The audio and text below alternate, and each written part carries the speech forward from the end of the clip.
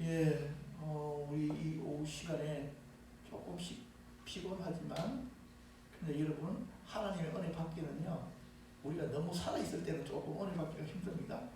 좀 뭔가 좀 비몽사몽하면서 하나님의 은혜가 여러분들에게 임하게 될 것입니다. 지난 금요일날 제가 우리 임현윤 집사님이랑 같이 기도하면서 좀 대화를 나눴지만, 내년에 우리 주일학교하고 학생회 또 지금 제가 하는 이 강의안을 중심으로 해서 우리 아이들에게 말씀을 가르치고 함께 기도하고 그 안에 나와 있는 예화들을 하나씩 같이 읽어가고 준비해 나가면서 아이들 안에 지금 정말 너희들도 예수님이 하신 일들을 해야 되는 시기가 왔다. 지금 이렇게 적극적으로 가르치고 그들을 깨워나가는 일에 우리가 최선을 다해야 되겠다. 그렇게 생각을 합니다. 왜냐하니까 지금 우리가 살아가는 시기가 우리 아이들에게 뭐 12년 커리큘럼 이런 걸 가지고 지금 아이들을 가르칠 수 있는 상황이 아닌 겁니다.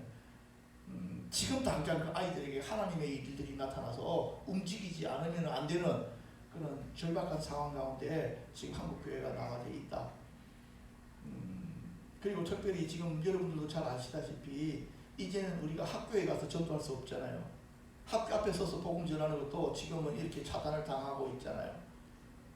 누가 그러면 할 것입니까? 지금 우리 아이들이 성령의 능력에 완전히 사로잡혀서 그들을 통해서 하나님의 기적이 일어날 때는 아무도 막을 수가 없는 거예요. 그 방법 외에는 제가 암만 생각하고 고민해도 다른 방식이 없는 거예요. 그런 일들의 시작들이 우리 교회를 통해서 시작되어질 수 있도록 우리가 그렇게 기도하기 시작해야 되겠다. 그리고 우리 아이들을 그렇게 훈련시켜야 되겠다 하는 마음들을 가지게 됩니다. 그래서 우리가 바로 그런 부분들도 과정 가운데에 먼저 우리들이 이렇게 이 과정들을 먼저 할 수 있게 된 게 너무너무 감사하다 이렇게 생각을 하고요. 여러분들이 잘 알고 있는 내용들이지만 이렇게 계속해서 지금 듣는 강의들이 이거 바로 내년에 우리 아이들한테 전해야 되는 그런 부분들이구나 하는 것들을 이해하시고 집중해서 살펴보시면 될 것 같습니다. 지금 제가 강의하는 모든 순서들은 예수님이 하신 일들 너희도 하라라고 하는 그 책의 순서를 따라서 계속해서 나아가고 있습니다. 오늘 우리들이 함께 다뤄야 되는 부분들은요, 지식의 은사와 관련되어진 치유에 대한 부분입니다. 지식의 은사라고 하는 게요, 성령의 은사 중에 어떻게 생각하면 가장 덜 알려져 있지만 가장 고급진 은사입니다. 이 은사를 가진 사람들이 흔치 않습니다. 많은 사람들이 예언의 은사를 가진 사람들을 많이 만날 수 있지, 좀 그래도 좀 흔하게 만날 수 있지만은요, 이 지식 은사를 가진 사람들이 흔치 않습니다. 이 지식 은사를 가진 사람들이 정말, 그러니까 은사를 하나만 가진 게 아니잖아요. 예언의 은사를 가지고 있으면서 지식 은사를 이렇게 가지고 있거나, 지혜의 은사를 가지고 있으면 지식 은사를 가지고 있거나 이런 거거든요. 아니면 영분별을 가지고 있거나 지식 은사 이렇게 지식 은사만 집중적으로 가지고 있는 분들은 제가 한 번도 아직 본 적이 없습니다. 그렇기 때문에 지식의 은사는 있는 건지 없는 건지도 잘 모를 정도로 이렇게 되어져 있지만요.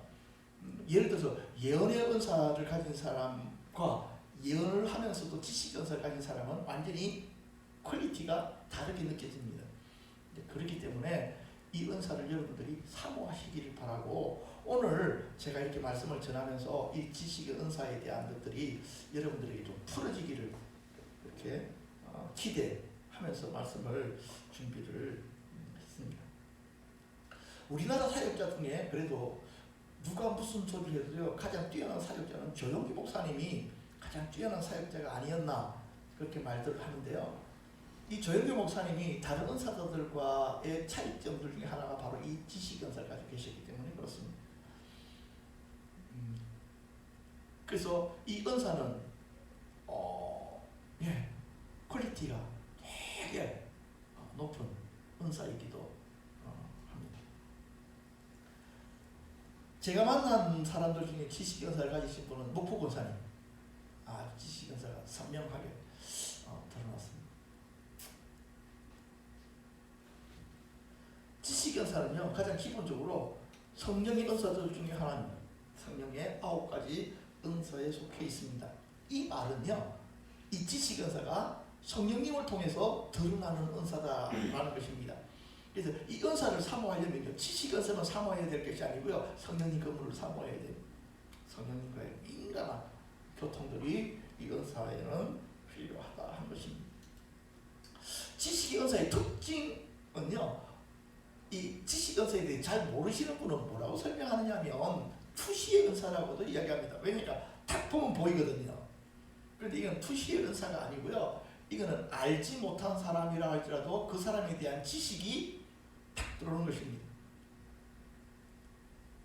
전혀 모르는 어떤 사실들을 갖다가 알게 되어지는 것, 그런 것입니다.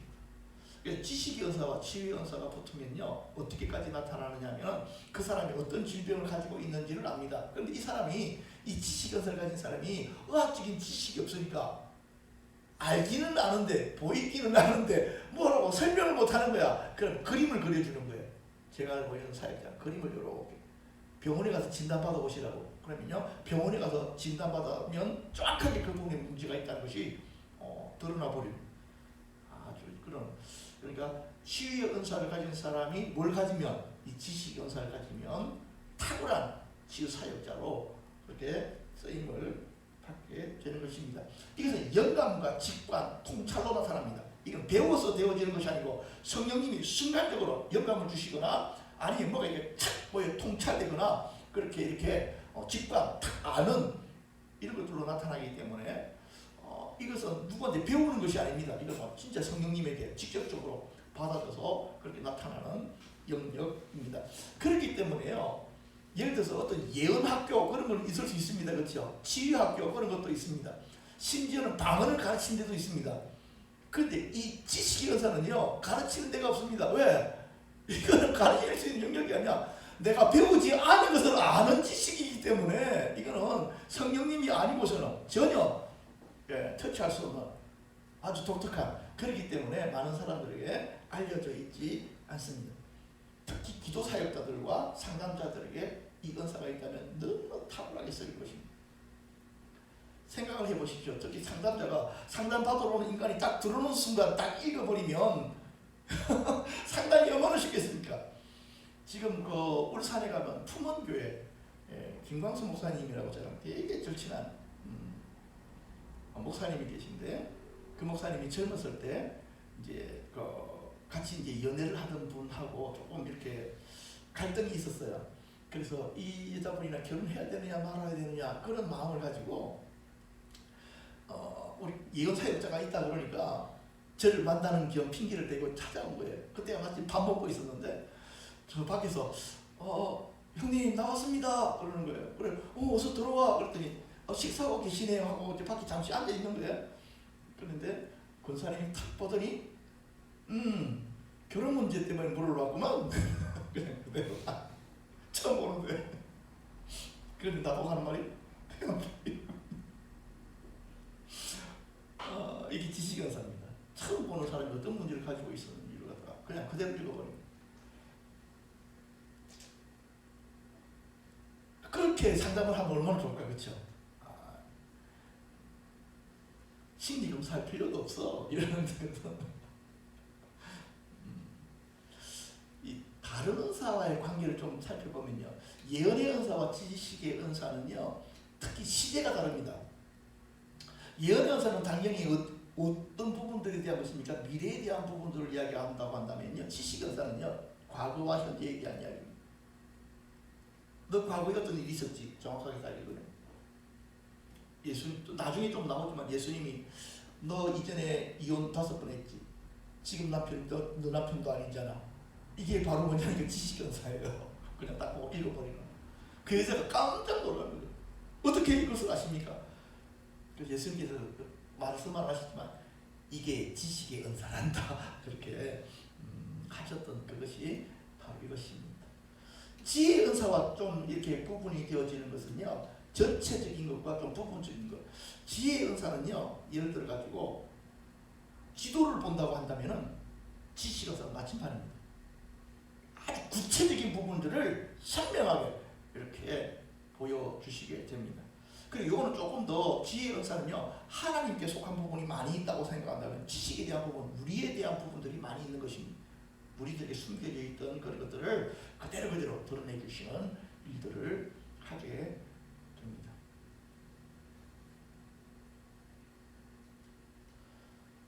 지식의 은사의 활용에 있어서 여기서 제일 중요한 구절이 지식의 은사에서 예수님에 대해서 중요한 부분이 요한복음 2장 24절에 25절입니다. 다 같이 한번 읽어보겠습니다. 시작. 예수는 그의 몸을 그들에게 얻다가지 아니하셨으니 이는 친히 모든 사람을 아시며 또 사람에 대하여 누구의 증언도 받으실 필요가 없었으니 이는 그가 친히 사람의 속에 있는 것을 아셨음이니라. 아멘. 이렇게 예수님이 지식을 가지고 있다는 것이 이 구절에서 너무 선명하게 드러납니다. 그렇죠? 그래서 제가 깜짝 놀랐어요. 이번 말씀 준비하면서 예수님은 하나님이시기 때문에 모든 걸 다 아시는데 이렇게 선명하게 예수님이 가지신 은사에 대해서 이렇게 확실하게 설명한 구절이 여기 있었구나. 그렇게 느껴진 것입니다. 그래서 여러분들이 예수님을 더 사모하십시오. 예수님을 아는 지혜, 예수님 아는 지식, 그 안에 바뀌는 것들이 다 포함이 되어 있잖아요. 그래서 예수님께서 내 속에 있는 모든 것을 아시는, 내 고민도 아시고 내 마음을 아시는구나. 우리는 그렇게 고백하잖아요. 그걸 느끼고. 근데요, 우리가 주님을 더 닮아가기 시작하면 주님 안에 있는 이 은사가 우리들에게 임파테이션 되어져서 우리 안에서 나타나기 시작합니다. 그런데 이 은사들이 어떻게 활성화되어지느냐고 봤더니 다른 사람을 긍휼히 여기는 것, 긍휼함들 가운데 이 은사가 나타나더라고요. 불쌍히 여기는 것. 그래서 저들의 마음이 느껴지고 저들이 살아온 삶이 느껴지는 바로 그런 은사가 이 지식의 은사이구나 하는 것을 그렇게 느끼게 됩니다. 수가성의 여인, 아까 제가 말씀드렸던 것처럼 수가성의 여인을 처음 만났는데도 불구하고 수가성 여인의 그쵸, 과거의 삶이 예수님께 선명하게 이렇게 보여졌습니다. 그것뿐만 아니고요, 가룟 유다에 대해서도 예수님께서 이렇게 말씀하십니다. 요한복음 13장 21절에 예수께서 이 말씀하시고 심령이 괴로워 증언하여 이르시되 내가 진실로 너희에게 이르노니 너희 중 하나가 나를 팔리라. 예수님께서 지금 바로 그죠, 그 제자들이 12명이 쭉 앉아있는데 나쁜 놈이 딱 보인 겁니다. 차라리 마음이 얼마나 안 좋으셨을까. 제자한테 팔리는 스승, 그것보다 더 가슴 아픈 일이 어디 있겠습니까? 우리 주님께서 아시면도 불구하고요, 그를 내쫓지 않습니다. 참 그것을 보면서 제가 나라면 그럴 수 있을까? 물론 예수님하고 나하고 비교하는 것 자체가 말도 안 되는 이야기지만 나는 나를 팔 게 뻔한 인간들하고 같이 앉아서 애찬을 함께 나누면서 마지막 끝까지 그를 사랑해 줄 수 있을까? 근데 입장을 바꿔놓고 보니까요, 그 말씀이 내게 너무 큰 은혜인 거예요. 그러니까 나 같은 것이 아직 쫓겨나지 않은 거구나. 주님의 사랑이 저리 크시기 때문에 나를 버리시지 않으신 것이구나. 그랬기 때문에 내가 새로운 기회를 얻을 수가 있게 된 거구나. 이런 마음이 제 마음속으로 들어오는 거예요. 그래서 가룟 유다 보고 이 나쁜 새끼 그랬다가 이 나쁜 새끼도 사랑하시는 그 사랑이 내게 있기 때문에 내가 지금 버틸 수가 있는 거구나. 이렇게 되더라고요. 예수님께서 이 가룟 유다의 마음을 다 보고 알고 계신 것처럼 동일하게 지금 우리 마음도 그대로 보고 계십니다. 그런데도 불구하고 우리를 사랑한다 하시니까 우리가 감사한 거지. 그치? 사람들은 내 껍데기에 속지만 그분은 내 껍데기에 안 속잖아. 우리가 사람들하고 관계를 잘 맺을 수 있는 것은요, 그 사람 속에 있는 게 안 보이기 때문에 관계를 잘 맺을 수 있는 거예요. 그 사람 속에 있는 소리를 다 들을 수 있다고 한다면은 힘들어질걸요. 아마 부부들 내가 볼 때는 한 90% 이상은 도장 찍을 걸, 서로 속에 있는 소리들을 갖다가 서로가 그냥 다 들을 수 있다면 위험은 가장 많을 것 같은데, 그렇죠? 네, 그렇습니다. 그 다음에 엘리사 같은 경우에도요, 여러분 이건 아시죠? 엘리야는 세례 요한을 영적으로 상징하고 있다면 뒤에 오는 엘리사는 누구를 상징합니까? 예수님을 상징한다. 뭐 이렇게 여러분들 요거는 이제 이해하시죠? 그렇기 때문에 엘리사의 특성을 이렇게 좀 살펴보면요, 바로 이 예수님의 특성이 아주 선명하게 드러나게 됩니다. 그런데 이 엘리사를 자기 스스로가 선견자라고 그렇게 부르잖아요. 선견자는 보는 자를 이야기하는 거예요. 보통의 예언자는요, 그냥 말을 하는 거예요.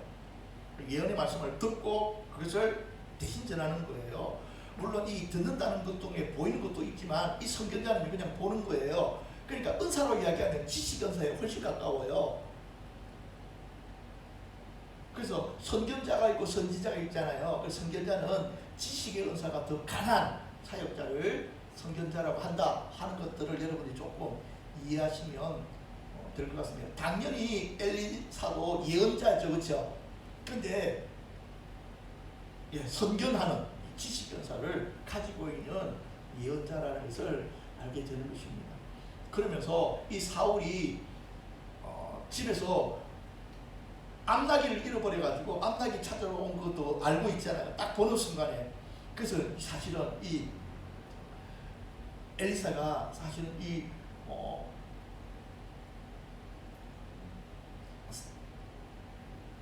엘리사가 이때 사무엘, 이거 뭐야 지금 이거 바뀌었다 이거. 이거 바뀌었습니다. 지금 이 사무엘입니다. 이 엘리사 딱 지금 자료를 해놓은 게 지금 이 바뀌었습니다. 이거 엘리사가 아니고 사무엘입니다. 그래 뭔가 좀 이상하더라. 이거 엘리사가 자료를 해놨는데 지금 이게 일단은 여기 있는 걸로만 이야기합니다. 이 사무엘이 사울에게 지금 사실 알고 하고 싶은 이거잖아요. 너는 지금 암나귀를 찾으러 다니지만 암나귀를 찾아야 될 것이 아니고 너를 향한 하나님의 부심을 찾아야 된다. 이렇게까지 사실은 나중에 이야기를 하는 것을 보게 됩니다. 세 번째로는 베드로입니다. 베드로가 아나니아와 삽비라에 대한 이야기를 여러분 아시잖아요. 그들이 하나님 앞에 헌금한다고 돈을 내놨지만 얼마나 꼽을 쳐놓고 헌금한 것을 보고 바로 그것에 지적하시잖아요. 왜냐하면 그들은 이렇게 했을 거라고요. 자, 우리가 하나님 앞에 우리 가정의 모든 것을 팔아서 바칩니다. 말로 그렇게 광고를 한 거예요. 실상을 알고 보니까 그게 아닌 거죠. 그런 것입니다. 그런데 정직함을 유지하지 못하면 어려움을 당하게 되는 거죠. 그래서 사실은 이 지식의 은사라고 하는 것이 가진 사람이 별로 행복하지는 않을 거다. 왜냐고요? 보면 자꾸만 사람이 안 좋은 게 보이니까. 그래서 여러분들이 이 지식의 은사를 그래서 하나님께서 많은 사람들에게 나눠주시지 않는 이유를 또한 좀 제가 이제 느끼는 거예요. 이거 함부로 나눠주시지 않는 것은 아주 탁월한 은사이지만 그럼에도 불구하고 뭐라고요? 위험성이 진짜 많은 은사이기 때문에 그렇게 이것을 가진 사람들이 많지 않구나 라는 것을 느끼게 됩니다.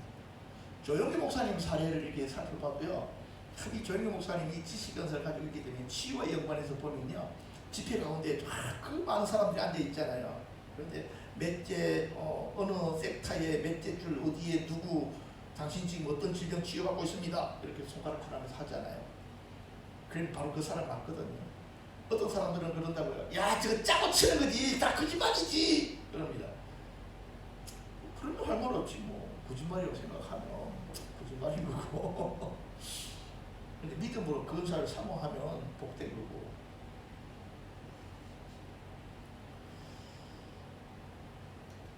지식의 은사가 임하는 과정, 즉 여호와를 경외하는 것, 지식의 근본이다. 성령님의 이름들 중에 하나가 바로 지식입니다. 그래서 어찌됐든지 우리가 하나님을 경외함, 삼위 하나님을 경외함이 우리 마음속에 깊이 있어야 되는데요. 이 경외함의 가장 큰 표현이 뭘까요? 하나님을 경외한다고 하는 가장 큰 표현이 뭐죠? 예배입니다. 하나님께 참되게 예배하는 자들은 무엇과 무엇으로? 영과 진리로 예배하라. 이 영은 바로 성령님을 뜻하는 것입니다.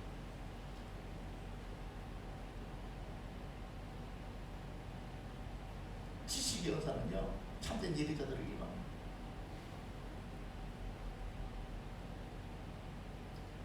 우리들 가운데 예배의 정도가 수준이 더 탁월해지기를 위해서 우리 기도해야 돼요. 우리 예배 가운데 성령님이 더 강하게 임하시기를 위해서 기도해야 돼요. 그분이 우리들에게 임하실 때에 하늘에 속한 신령한 복들이 우리들에게 임하잖아요. 그 안에 모든 성령의 은사들도 같이 풀어지면서 부어지게 되거든요. 그래서 예배가 회복되어지지 않는 교회에 성령의 사역들을 하면요, 그 교회가 망하더라고요. 왜냐하면 버티는 힘이 없는 거예요. 은사자들이 가지고 있는 은사로서 자꾸만 사역을 하게 되거든. 그러면요, 무슨 일이 필연적으로 일어나냐니까 마귀가 틈타요. 그래서 나중에 깨판이 됩니다, 교회가. 그래서 뭐 목사파, 은사자파, 장로파 나눠가지고 네가 잘났니 내가 잘났니 막 싸움질하게 돼 있더라고요. 그런데 내가 이전에는 그걸 이유를 못 났어. 어떻게 저기 은사로 충만한 사람들이 저렇게 죽이 살기로 싸울 수 있을까? 차라리 은사가 없는 자들은 순종이라도 잘하지만 은사를 좀 가지면 이것들이 눈에 뵈는 게 없어. 뭐 들었다는데 뭐 감동받았다는데 뭐 아무 말 다 들어. 근데 예배 드릴 때 보면 저까지 자고 있어. 뻑뻑뻑. 진짜라니까. 그러니까 니깐 사람이 목사가 설교한 거 나는 안 들어도 돼. 기도하다가 응답받는데 직접 직통 계시 받는데. 근데 예배 시간에 자빠져 자는 게 그게 은사의 태도는 아니지, 그렇지? 잔다니까, 뭐라니까. 예배를 실패한 은사자들은 절대로 하나님께 속한 자가 아닙니다. 예배에 함께 동참하지 못하는 영혼은 그거는 하나님께로 받을 수 있는 것이 아니고 다른 통로를 통해서 받았다. 만약 하나님께로 받았으면 앞에 있는 목회자가 자기랑 감정이 상해서도 예배 드리는 태도는 달라야 될 거 아니야. 하나님께 드리는 거. 만약 그것도 못 견디면 다른 교회 가야지. 말라 거기 앉아서 잠깐 비틀고 앉아있어. 말이 안 되는 이야기지. 자기 영혼이 죽는 거고 교회의 영혼이 죽는 거지.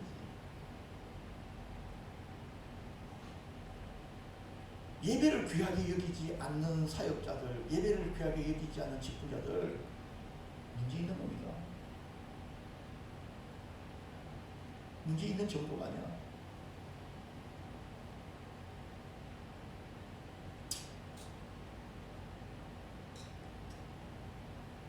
예배에 주어진 약속과 축복을 이해해야 돼.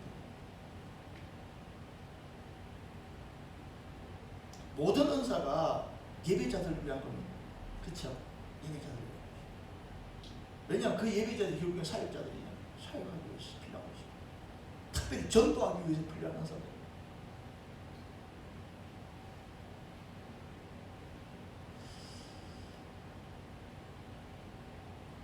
이 지식의 은사는요, 제가 이렇게 보니까 특히 빌립보서 3장 8절 다 한번 읽어보십시다. 시작. 또한 모든 것을 해로 여기면 내 주 그리스도 예수를 아는 지식이 가장 우선하기 때문이다. 아멘. 예수 그리스도를 알려고 하는 지식, 그분을 더 사랑하고자 하는 열망, 이것들이 더 깊이 드러나기를 바랍니다. 여러분 안에 그것들이 더 부어지기를 바랍니다. 그래서 예배가 회복되어져서 성도들이 은사를 받으면요, 진짜 사랑스러운 사역자들이 됩니다. 예배를 사랑하잖아. 그분의 권위를 두려워하는 거거든. 그리고 우리가 함께 뭔가를 하려고 하는 거거든. 그렇기 때문에 그렇게 받은 은사자들은요, 문제를 일으킬 수가 없어. 이상한 데 기어 올라가가지고 은사 받은 것들은요, 골치가 아파 나중에. 통제가 안 돼요. 새신자들이 문제 일으킨 교회 봤습니까, 여러분? 없습니다. 교회를 문제 일으키는 가장 첫 번째는 목사고요, 두 번째는 장로고요, 세 번째는요, 은사자예요. 그래서 많은 교회들이 은사를 두려워하는 이유들이 뭐냐니까요. 은사가 부어졌는데 교회가 개판이 되더라는 거예요. 그러니까 차라리 은사 없이 그냥 무식하게 지내는 것이 훨씬 낫다 생각하는 목사들이 진짜 많습니다. 왜? 은사 받고 사랑스럽게 그것들을 갖다가 사용하는 교회를 본 적이 없기 때문에 그래요. 그래서 제가 고민했거든요. 도대체 왜 그럴까? 예배가 회복되어지지 않은 상태에서 은사를 받으면 여지없구나. 그래서 우리는 예배를 마음을 다하고 뜻을 다하고 힘을 다하여 참 예배로 들어가 버려요. 그래야 그 은사가 그쵸? 정말 건강하게 사랑스럽게 엣지 있게 글 써야지.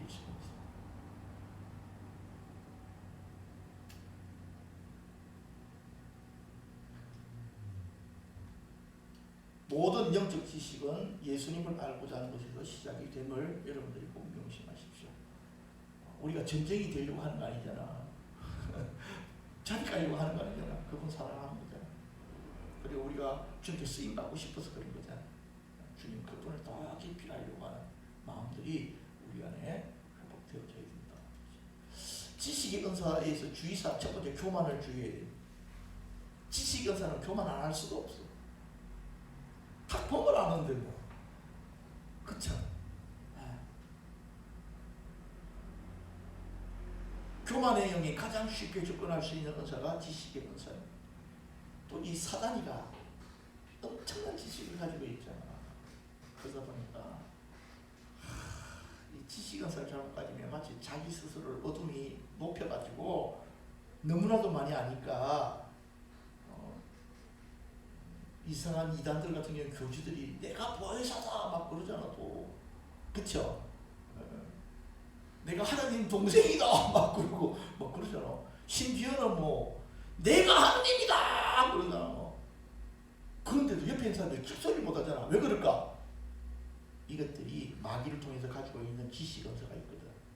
딱 보면 아니까 옆에 사람들이 딱 기가 질려서 붙들린 거지. 그러니까 내가 하나님이다 그래도 아니라고 못하는 거야. 정명석이 바로 옆에서 부총재 하던 양반이 지금 이단 상담연구소에서 같이 이제 이단 상담사 과정의 교수님이세요. 제가 그분에게 이제 그리고 같이 우리 기수들 훈련을 받았는데 그분이 그러더라는 거예요. 직접 들었거든요. 어떻게 해서 들어가 자기 이제 이야기를 쭉 하잖아. 교수가 되어지. 그쪽에 어떤 생활을 했고 어떻게 가르쳤고 그렇기 때문에 그들을 만나면 어떻게 해라 이렇게 가르치잖아.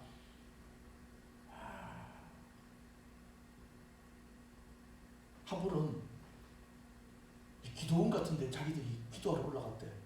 그래서 막 기도하고 있는데 이제 그 다음 날 이렇게 내려가야 되는데 내일 내려갈 생각하지 말고 더 깊이 기도하라 그랬다는 거야.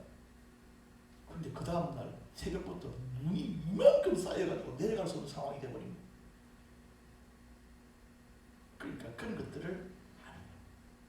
그래서 JMS에는 예언만 하는 팀이 있어. 기가 막히게 이런데. 그래서 자기가 이 부총재 되는 사람이 이제 하도 하는 짓거리가 그렇잖아. 정명석이가. 그래서 이제 나오려고 할 때 그 예언팀에서 와가지고 당신이 지금 무슨 마음 품고 있는지 우리가 알고 있으니까 빨리 마음 접어라 그렇게 이야기하더라고. 그래서 자기 마음이 엄청 흔들렸다.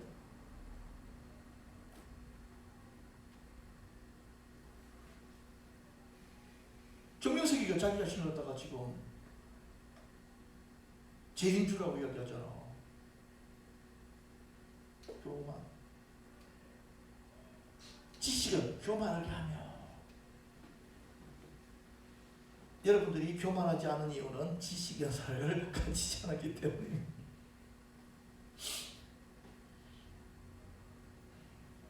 지식은 우리를 교만하게. 지식 연사는요, 교만합니다. 그래서 하나님이 지식 연사를 주기 전에 어떻게 하시냐니까 완전히 그냥 자아를 깨트려. 완전히 낮추고. 왜? 이것 우리 옛사람이 다루지 않고 지식 연사가 주어지면 여지없이 넘어가거든요. 나중에 그렇게 한다니까. 내가 책임주다 이렇게 한다니까. 그러니까 지금 하나님께서 거짓 못하도록 탁 깨뜨려버려. 은사를 써도 사랑스럽게 부드럽게 상처 입히지 않게 쓰는 거지. 교만은 패망의 선범이요 거만한 마음은 넘어짐의 앞잡이니라. 아무리 읽어도 이 은사가 들어가면 교만이죠. 그래서 다뤄줘야 돼. 그래서 특별한 몇몇 사람들한테만 그렇게 주셔요. 두 번째는요, 성령의 감동에 민감하게 협력하여 사역 중에도 성령님께 사역의 방향을 구해야 됩니다. 주님, 다음에 내가 무엇을 하고자 원하십니까? 주님, 당신은 이 사람을 위해 무엇을 하고자 하십니까? 주님, 제가 이 사람을 위해서 어떻게 기도할까요? 이런 식으로 계속해서 그분께 물어야 돼요.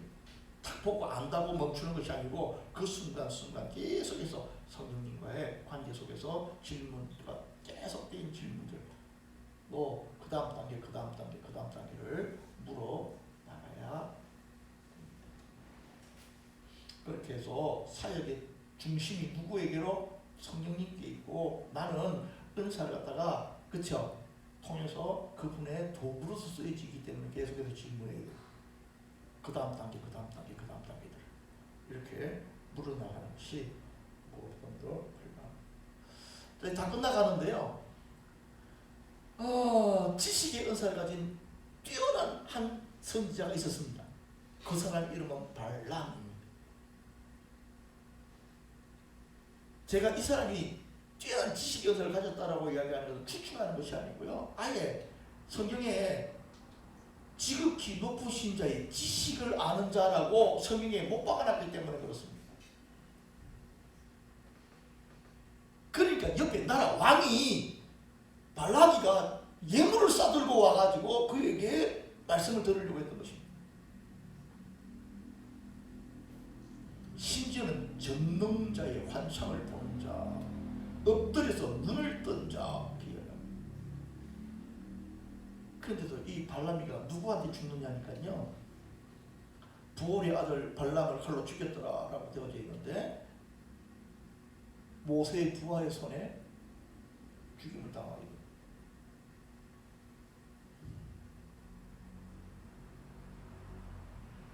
그러니까 지식의 은사를 가진 사람도 그 지식을 무엇을 위해서 쓰지 아니하면 하나님을 위해서 쓰지 아니하고, 그렇죠? 다른 쪽에 쓰기 시작하면 하나님께서 여지없이 정리하십니다.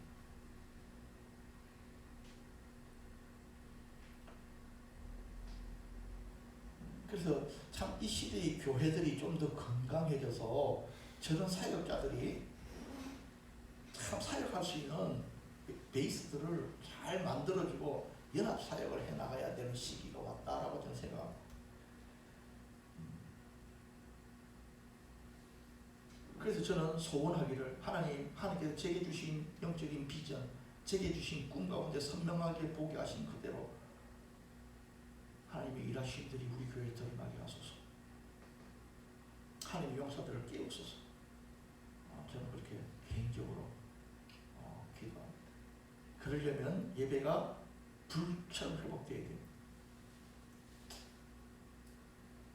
이제 거의 말씀이 다 온 것 같으니 오늘 말씀 안에서 여러분들 안에 지식의 말씀에 대한 기초들이 뿌려졌다고 저는 생각합니다. 이거는 배우는 것이 아닙니다. 다른 은사는 그래도 조금 배우는 것이라도 있지만 이 은사는 배우는 것이 아니고 그냥 받는 것이 두말할 필요가 없습니다. 그런데 한 가지만 이야기한다면요, 예수 그리스도를 아는 지식, 그 지식이 지식의 은사의 밑바닥에 딱 깔려져 있습니다. 그분을 아는 지식, 그것이 토대입니다. 그리고 거기서부터 나와야지만이 정말 하나님을 기쁘시게 하는 뜻 가운데서 이 지식의 은사가 쓰여지게 됩니다. 여러분들이 오늘 이 말씀을 들으셨으니까 마음에 품으십시오. 지식 많다. 하나님, 이 지식의 은사가 내 안에서 어떻게 되도록 힘겨지고, 그렇죠? 내 기도 가운데 하나님의 은혜가 내게 임하고, 그래서 이 지식의 은사가 내 안에서 자라서 열매 맺을 때까지, 열매 맺는 말은 쓰일 수 있잖아요, 그렇지? 그때까지 여러분들이 씨름하시면서 여러분 안에 이것들을 계속해서 키워나가시기를, 열망이 확장되어지기를, 더 열려지기를. 그래서 어떤 사람들을 만나고 멀리 있는 사람에 대해서 기도하다 보면 그 사람에 대한 마음이 느껴지고 그 사람에 대한 어떤 몸의 상태가 느껴지고 이렇게 되어져야지만이 중보의 어떤 영적인 회복들이 일어나는 거거든. 그러려면 계속해서 내 자신을 하나님께 열어서 중보하고 기도하고 하는 것들이 필요합니다. 우리 자신을 열어나가는 가장 좋은 두 가지 방식인데, 하나는 찬양, 또 하나는 뭐 있습니까? 기도. 다른 방법이 없더라고요. 다른 방법. 그래서 계속해서 부르짖는 것은 좀 어려운 것 같아요. 근데 계속해서 찬양할 수는 있잖아. 이 찬양이라고 하는 것이 꼭 목소리만 안 터져 나와도, 그렇죠? 여러분의 찬양이 계속해서 운행할 수 있도록 그렇게 해서 여러분의 영혼을 활성화시키시고 계속 마음을 하나님께 부어드리면, 지금은 우리 생명의 세계가 은혜의 시즌으로 들어왔기 때문에 이전에는 안 되었던 어떤 일들이 여러분들에게 터치가 일어나게 될 것이고, 성령님이 내 기도를 터치하시는 일들이 나타나게 됩니다. 그러면 여러분들 안에 선하고 좋으신 역사들이 풀어지게 됩니다.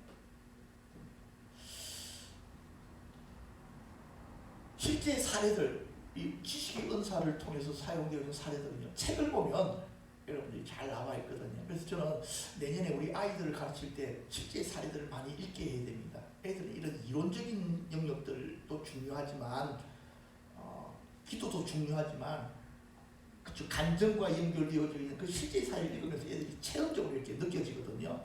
그러면 어른들보다 더 빨리 열릴 수도 있다.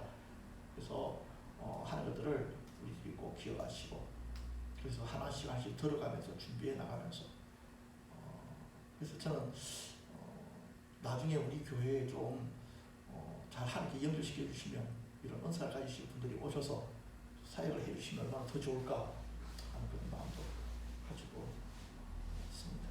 자, 이 시간 우리 교회를 위해서 한번 그렇게 기도하십시다. 우리 교회가 하나님의 능력이 완전히 사로잡혀야 됩니다. 어떤들과 능히 싸워 이길 수 있는 교회로 전환되어져야 됩니다. 그런데 그러려면요, 하나님의 공격적인 개입하심이 필요합니다. 이것을 위해서 기도하십시오. 다 같이 통성으로 기도할 수 있도록 하겠습니다.